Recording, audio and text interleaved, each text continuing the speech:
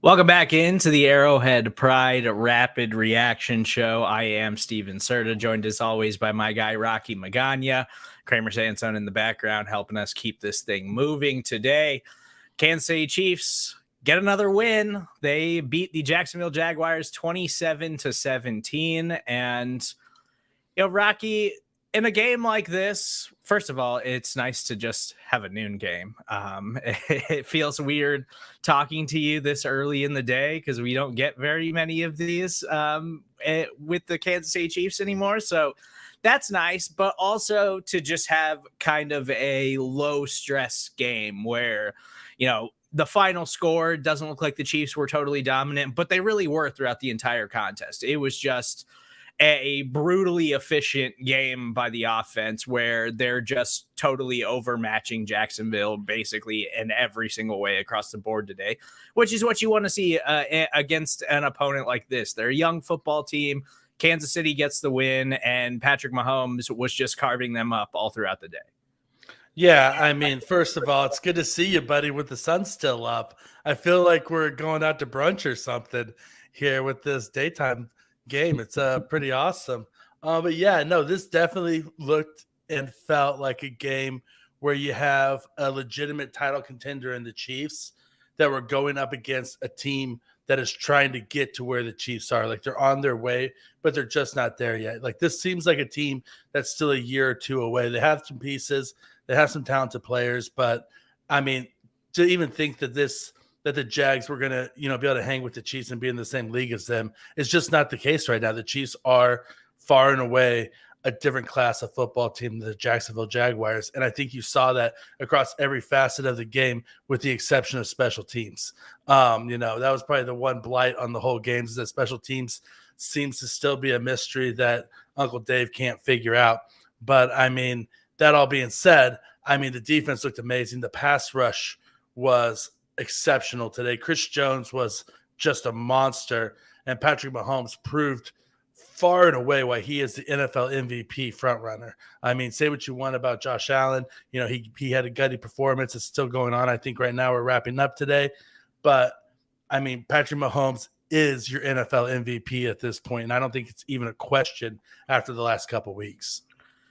Yeah, I tend to agree with you. It's hard, I think, right now to make a case for anyone else. And, if our listeners, if you happen to catch me on the SB Nation NFL show, we talked about that this week, kind of went through an MVP gauntlet to kind of separate which guys we truly believe are in contention for the NFL MVP right now.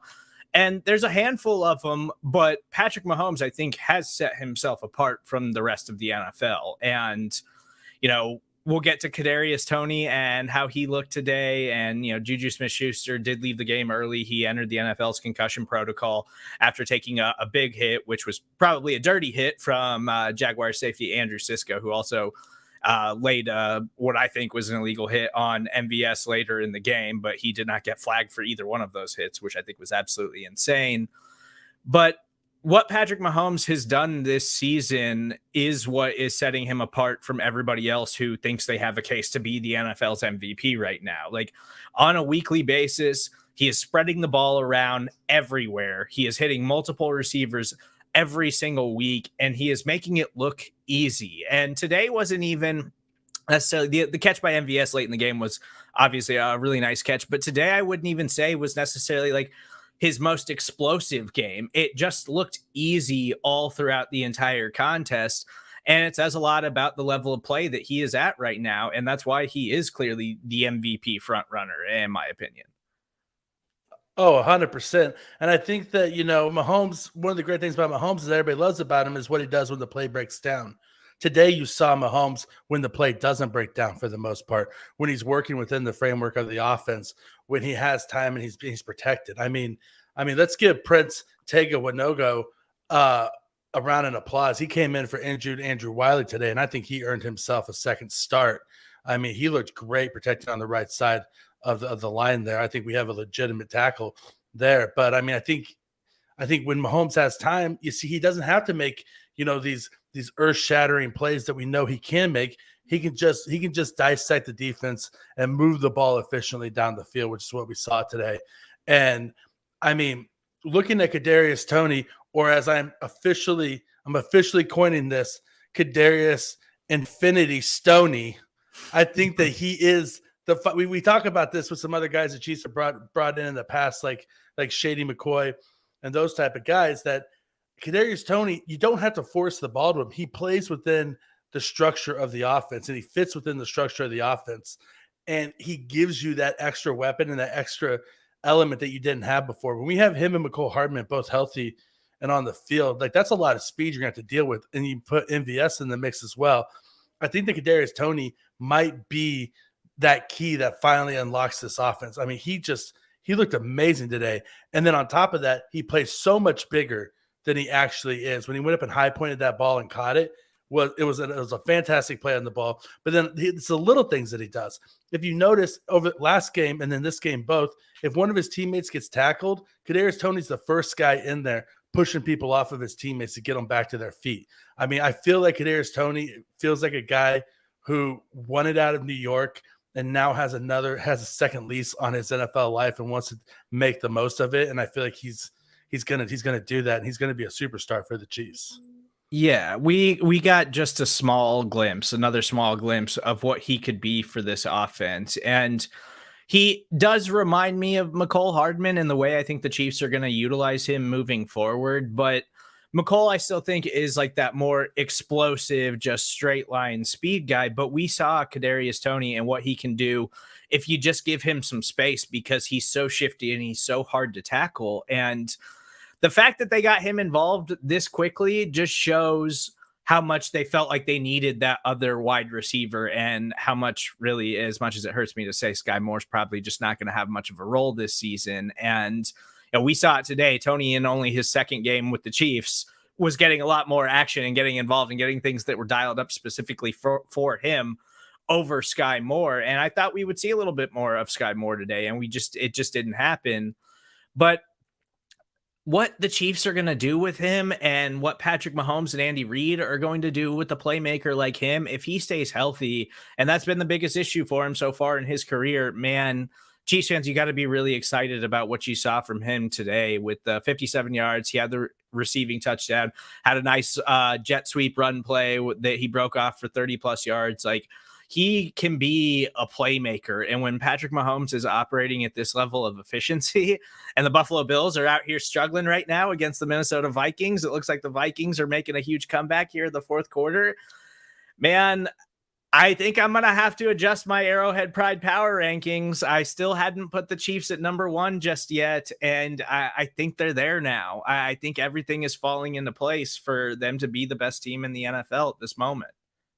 I mean, they're definitely peaking at the right moment. You're coming in on the second half of the season, and everything is starting to click and fall into place.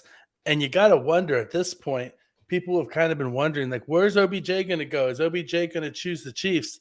I mean, I would like to have OBJ, but at this point, you got to ask yourself, do we really need him? I mean, it seems like we have a wealth of weapons as it is right now. Now, obviously, thoughts and prayers go out to Juju. We don't know how long he's going to be out now that he's in the concussion protocol, and hopefully it's a quick recovery on what was a dirty, nasty hit by Cisco. And I don't care if the refs picked up the flag or not. That was a 15-yard penalty, and the refs need to protect players. The NFL says that they care about player safety, and they don't do anything about Cisco's back-to-back hits and disregard for wide receivers. Then they're talking out of both sides of their mouths, and it's hogwash.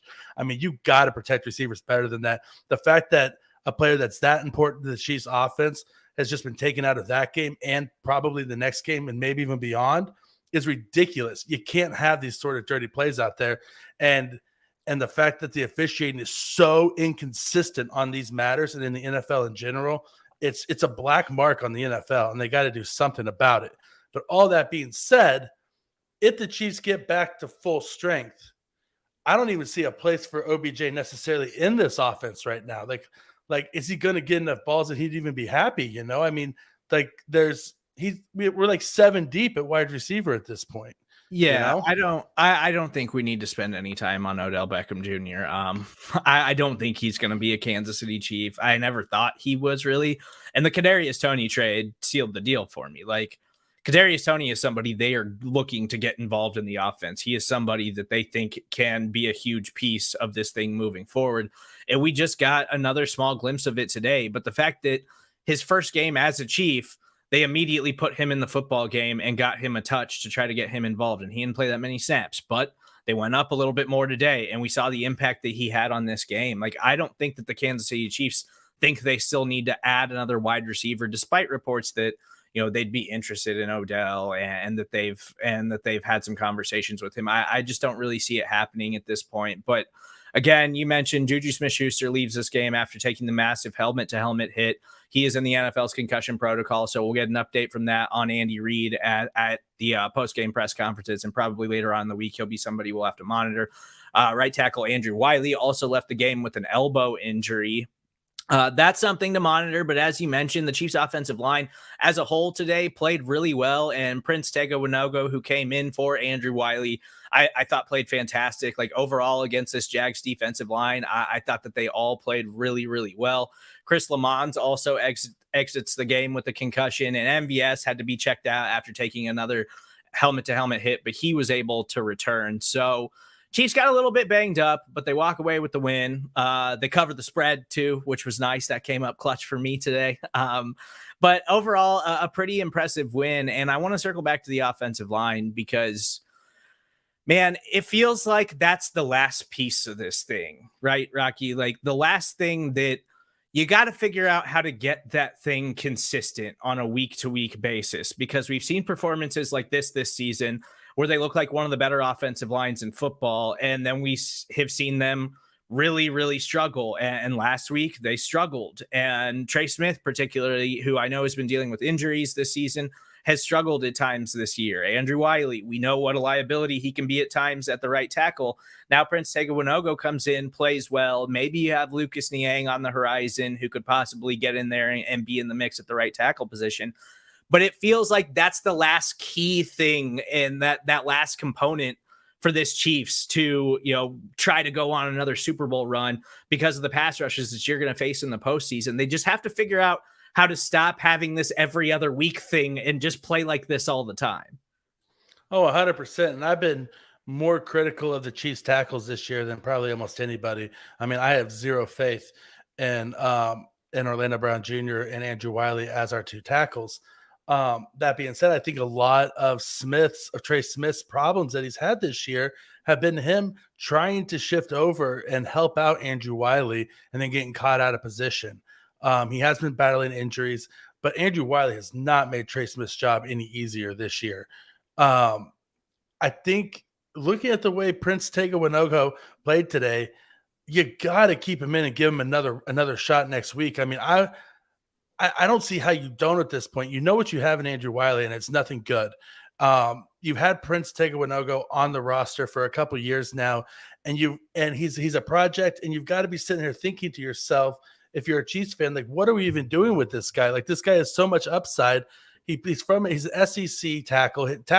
Tackles his natural position, and we know that tackle's an issue that we have, and we're not even like getting this guy in the game to give him a shot. Well, today he got in the game, and he looked great.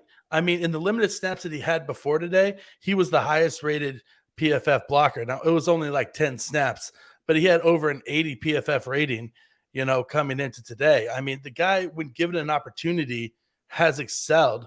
So why not continue to give him opportunities? I think that Prince Tega needs to be your right tackle moving forward. Even Niang or not Niang, I mean, give him the opportunity, see what he does with it. And if he keeps on playing the way that he does, then problem solved, And so, I mean, I think the hats off to Prince Tega. He came in a tough spot and he excelled. Yeah, that'll be something to monitor this week, the health of Andrew Wiley and how the Chiefs approach right tackle moving forward. I know Prince Tega Winogo, even in the preseason, he was in the mix to be the starting right tackle, and they decided to roll with Andrew Wiley after the preseason. But early on, he was getting looks at that first string right tackle spot. So we'll see what happens there. I do want to mention the Buffalo Bills are having a bit of a fourth quarter meltdown right now. The Minnesota Vikings buried Buffalo on their goal line, and Buffalo was just trying to get out of its end zone. And at least for right now, as they review the score, Josh Allen fumbled in the end zone. It was recovered by the Minnesota Vikings. They are currently up 29-27 in that game right now.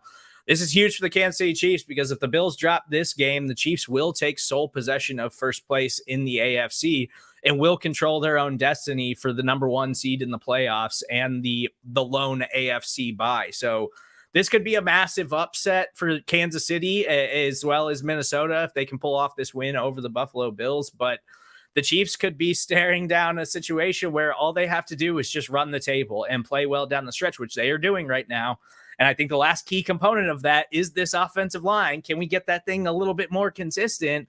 And they've got a strong chance of running the table here, and they could be controlling their own destiny now as we head into the playoffs. Yeah, 100%. And I mean, if we get the number 1 seed and the road goes through Arrowhead, I don't see how we don't end up in the Super Bowl the way we're playing right now. Now, obviously, we still would have to play the Bills most likely in the playoffs, and they're still a very tough and talented team. But that being said, last time we faced them, we didn't have our offensive line figured out, and Von Miller ran havoc on our offensive line. So if we can get the offensive line figured out, then that takes care of one situation. And then secondly, we didn't have Trent McDuffie. And I don't think we're talking enough about Trent McDuffie. That guy is the truth, man. He is that dude that he just takes away half of the field if they don't go near him. And when they do go near him, it's an incomplete pass. He's that guy who breaks off from his own guy to help out other people and make a play on the ball. I mean, this guy, he looks like he was probably one of the best picks we've had in a long time. So let's turn towards the defense. And, Travis Kelce had another impressive game again today. Noah Gray had another nice game again for the Kansas City Chiefs offense. I think that it's pretty clear the Chiefs aren't interested in utilizing Clyde all that much anymore because today we saw a much bigger share of the backfield between Jerick McKinnon and Isaiah Pacheco. Pacheco did have that early game fumble, but he bounced back and looked pretty nice despite my heavy criticism of him early in the game. But yeah, let's focus on the defense because this is just another layer to this whole Chiefs season. And we've talked about it a ton here on the Arrowhead Pride Rapid Reaction Show. McDuffie continues to look great, man. And they don't have Frank Clark this week. George Karlaftis had a nice game. Chris Jones was absolutely dominant the entire game. Just the Chiefs put all kinds of pressure on Trevor Lawrence all throughout the entire contest. Carlos Dunlap notches his 100th sack. Finally, Colin Saunders again comes up with a huge play, gets a sack today, and he plays really well. It's his development is one of the more understated parts of this defensive line this season. Colin Saunders has been spectacular for the Chiefs this season and really has shown the upside that we were all hoping he would have over the last few years. But the defense continues to improve. And while the Jags did, put some yards and had some success moving the ball. And, I know Christian Kirk gave them some problems. He was really, L'Jarius Sneed was struggling against him throughout the game for the most part, but they made enough plays. They put enough pressure on Trevor Lawrence. And with all of the youth on this defense, they still haven't reached their ceiling yet this year. Like this Chiefs defense could still continue to get a lot better. So there's got to be a lot of optimism around them as an overall unit moving forward. Oh, 100%. I think even you go back 4 weeks ago and you look at how Joshua Williams played today versus how he played 4 weeks ago. I think it's a night and day different player. I think he looks so much more decisive and comfortable out there at the NFL level with the NFL speed of the game at breaking on plays and making a play on the ball and in coverage and coming up and run defense. Leo Chenal had a great blitz, on Trevor Lawrence that I think that he's playing more downhill than he has in recent weeks. I mean, we already mentioned Chris Jones. Chris Jones was a monster. I think that, you get Frank Clark back and like this was like a defense once again we're talking about that wasn't at full strength even today. And it's not like that, that the Jags, unit is just garbage. Like they've been moving the ball and scoring points pretty effectively. Nick Bolton once again proves to be a tackling machine. He has only missed coming into this game. Nick Bolton has only missed 1.4% of all tackles this year. That is the second best number since 2018, only bested by Bobby Wagner in 2018, who had 0.7%. Nick Bolton is not only one of the best one of the best tacklers in the NFL right now, but he's one of the best tacklers the NFL's seen in the last half decade. And he's showing it. And the numbers bear it out. I mean, that's the thing. It's not me just talking as a fan here. Nick Bolton does not miss tackles, and Nick Bolton racks up a lot of tackles. So what's that tell you? Nick Bolton's a hell of a tackler. Now, does he still need to learn how to read the run game a little bit better and be in the right position? Sure. I'm not saying he's a perfect player. But that being said, there's a lot of value to a guy that every time he touches a player, that guy goes down on the ground. And that's what the Chiefs have in Nick Bolton.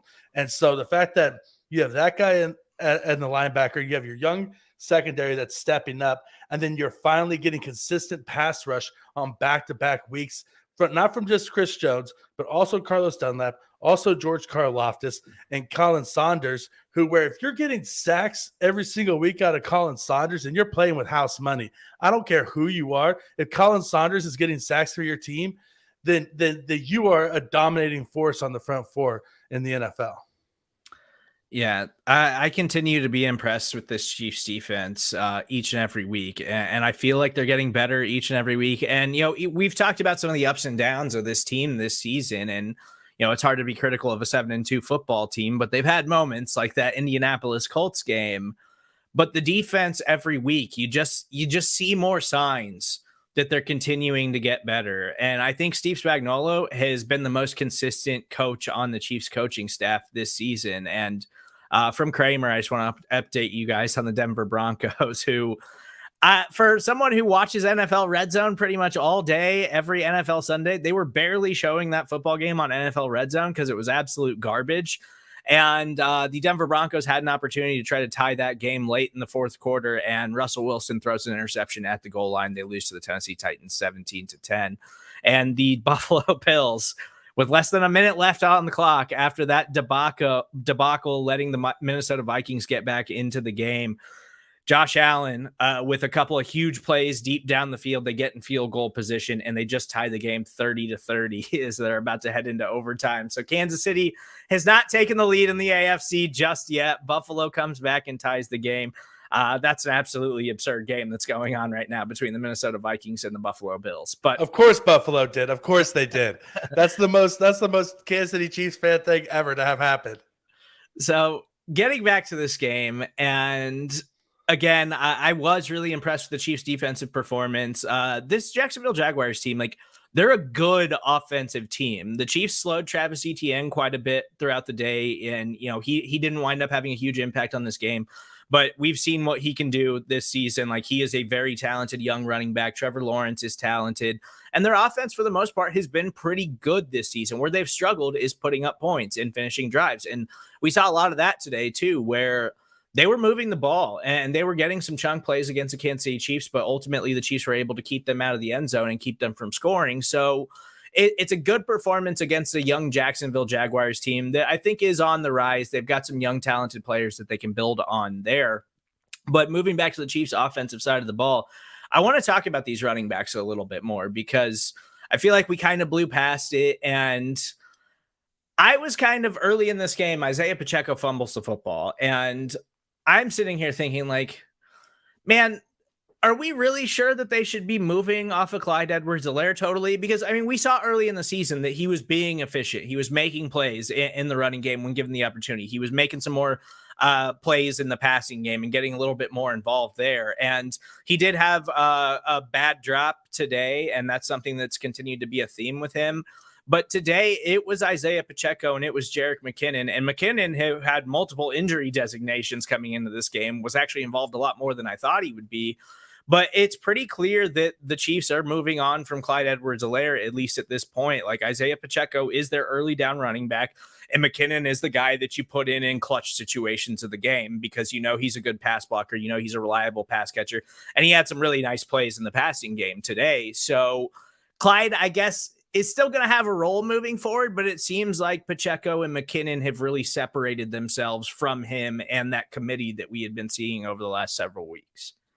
Yeah, and I tweeted out after Pacheco's fumble, let's pump the brakes on the Pacheco hype train. And then, of course, he's going to go ahead and just rip off 30 yards and 3 runs, immediately after that. That's exactly how it happens every single time you say something like that.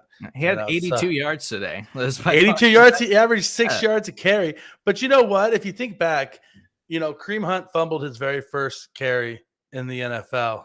And then that was kind of the wake-up call. Jamal Charles, when he played for Herm Edwards, had a fumbling problem, and Herm Edwards told him, listen, if you're going to fumble the ball, then you can't run the football for my team.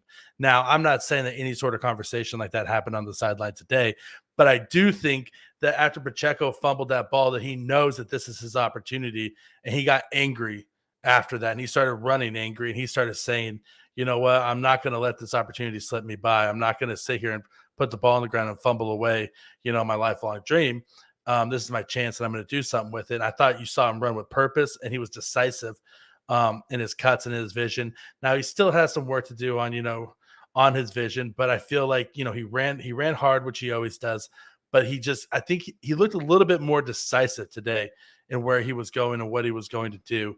And the Chiefs offensive line opened up holes for him, and he broke tackles. I mean, I think that he's your best option carrying the football at this moment. Is he the best long-term option? I'm not willing to say that yet, but for right now and the remainder of this season, I mean, I think you just keep feeding the hot hand. Yeah. And that's the biggest thing for them is that, after the fumble, it did seem like that ignited him a little bit. And the biggest problem that I've seen with Pacheco this season is that it's not that he's lacking explosion. It's not that he doesn't run hard and that he's hard to tackle and can pick up yards after contact. It's just that his vision doesn't tend to do him any favors. Like, he runs straight into contact more often than he's trying to avoid it. And in a young running back, you want to see somebody who's going out of their way not to get hit, who's trying to find the open holes, who's trying to get into open space and break off those long runs. And so today, it did seem after the fumble like that was a spark that he needed, that he did finally start to like it slowed down a little bit, and he was more decisive in hitting the holes hard. And that's how we were seeing him break off 10-yard runs, 15-yard runs. Like, for the first time in his career, I felt like we saw him do that consistently. So hopefully this was a big game for him moving forward, because we know the Chiefs can throw the ball. We know Patrick Mahomes can go out there and put up 350 yards and 3 touchdowns every single week. But if they can start rushing the ball, and that's an element of the offense that you have to start worrying about, on top of the increasingly positive play of the defense, if they get this offensive line figured out, and look out.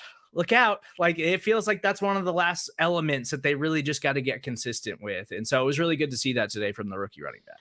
Oh, 100%. And I don't want to see the Chiefs go out there and give Isaiah Pacheco 25 carries a game by any means, because that's not the strength of this team. Patrick Mahomes will always be the strength of this team, but like 16 carries for 82 yards like we saw today, that's awesome. I mean, there's a reason why the Chiefs get ran on less than any other team in the NFL.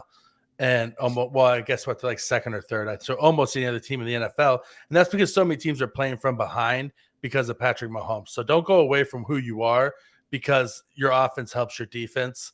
But the balance that they struck today with the 16 carries for 82 yards and a 5.1 average, I mean, that's just a chef's kiss of a balance of an offense. The offense, this is what the Chiefs offense should look like every single week. Like, this was if you want to encapsulate and say this is what the Chiefs offense should be, today was it. Like go watch today's tape. This is what the Chiefs offense should look like every single week.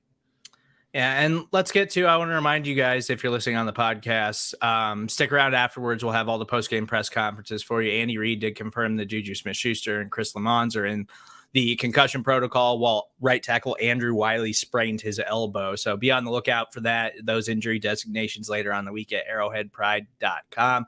But let's get to our listener comments, Kramer. So if you want to use the hashtag AP Rapid Reaction Show, you can try to sneak in a question before we get out of here. Give Mahomes time, and it's over. Defense, did you see McDuffie and Bolton special teams? Hopefully that's just a one-off. And when do we start talking about Butker? Harrison Butker did miss another extra point today. I, again, think it just comes back to he's not healthy right now, and the Chiefs would rather trot him out there instead of playing this kicker roulette like they were when he was really injured. So I think that's something we're going to have to continue to worry about moving forward. But special teams as a whole, is still kind of a problem for the Chiefs. That's the one thing I think you could point to today and be like, there were some problems there still. They still haven't quite figured that out, but at some point, hopefully they'll get the special teams figured out. Like, we got a lot of faith in Dave Tobe, I think. But hopefully it continues to get better. It can't get much worse than it's been this season, I hope. So I think they're still working on that. And yeah, we talked a ton about the defense already. They're getting better and better every week. And I still don't think we've seen the ceiling of what this defense can do if these guys continue to progress this way. I mean, let's not act like Harrison Butker didn't miss some extra points last year. Also, he's never been the most. He's never been the most consistent specialty extra point kicker. I mean, he's the guy who's going to hit 70 yards and miss the 25, which is aggravating. It's aggravating as a Chiefs fan sometimes. That also being said, there is something to be said about this Chiefs coaching staff that they rushed Harrison Butker back too soon, and he's not 100%, and he's out there leaving points on the field because he's not 100%, and you don't have another option. When the guy who you had before him is kicking for Pittsburgh right now. Now, I'm not saying he's as good as Harrison Butker would be. Harrison Butker is 100%, but do you really want to bring back Harrison Butker and have him be injured for the rest of the season and have this same injury keep on lingering because you didn't wait for him to actually get healthy and have it cost you in the playoffs? Because then you're going to feel pretty dumb, right? If Harrison Butker misses a field goal and they say, oh, well, he's still not 100%. Well, you could have waited 2 more weeks and he would have been 100%, but you brought him back too soon and then you had no other option. And that also being said, Uncle Dave, like, I'm sorry, but every single week something happens with your unit where you aren't ready. The onside kick to start the game that you got caught with your pants down, unforgivable. I'm sorry. You got to be ready for that. Yeah. You can't get caught off guard like that and lose the ball on the opening kickoff. I'm sorry. Did they catch him up? In all fairness, the Chiefs defer all the time. They're not used to having to get the opening kickoff. So I feel like that's okay. That's a slip up. You let that one slide. In all fairness, if this special teams unit had looked rock solid all year, then maybe you give them the benefit of the doubt. Let's not act like this special teams unit hasn't been making mistakes. Let's not act like Jody Fortson didn't fumble the ball when he was trying to return it. Now, he's not a normal kick returner, but that's still a fumble on the special teams unit. I mean, the special teams unit is a problem, and they got to get it fixed. It's the worst unit on the team right now. It's horrible. And it's not close. Imagine how good the Chiefs will look if they start winning the turnover differential. Special teams have been kind of sloppy. Yeah, we just talked plenty about the special teams. Yeah, I mean, I think that's the biggest thing I want to see this defense try to improve throughout the back half of the season. You know, it's hard to predict turnovers. Sometimes they can be really fluky, but I would say the pressure, the consistent pressure and turnovers have been their biggest issues and their biggest flaws so far this season.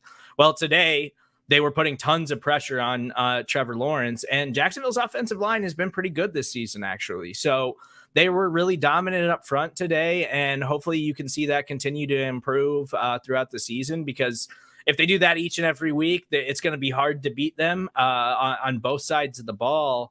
But the turnovers are still a problem. Like, you still got to figure out how to get that, and I think some of that just has to do with the personnel. And we might see McDuffie finally get an interception here sometime in the near future, because right now teams just aren't throwing at him a lot. So he's not getting a lot of opportunities to make those kinds of plays. But it's just hard to predict turnovers. But I have to imagine they've got some coming at some point this season.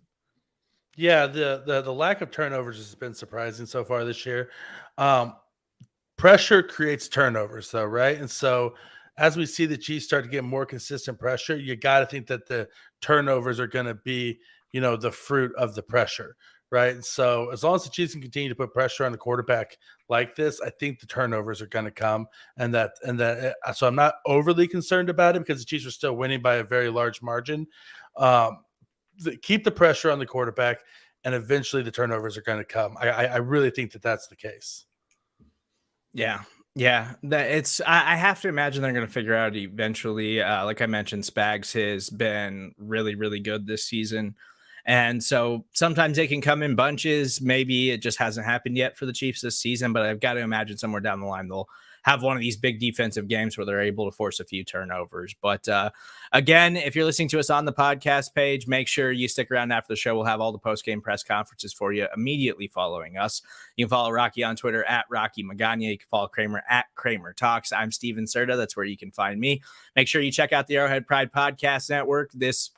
All throughout this upcoming next week, we'll have plenty of content for you ahead of the Chiefs Sunday night matchup against the Los Angeles Chargers.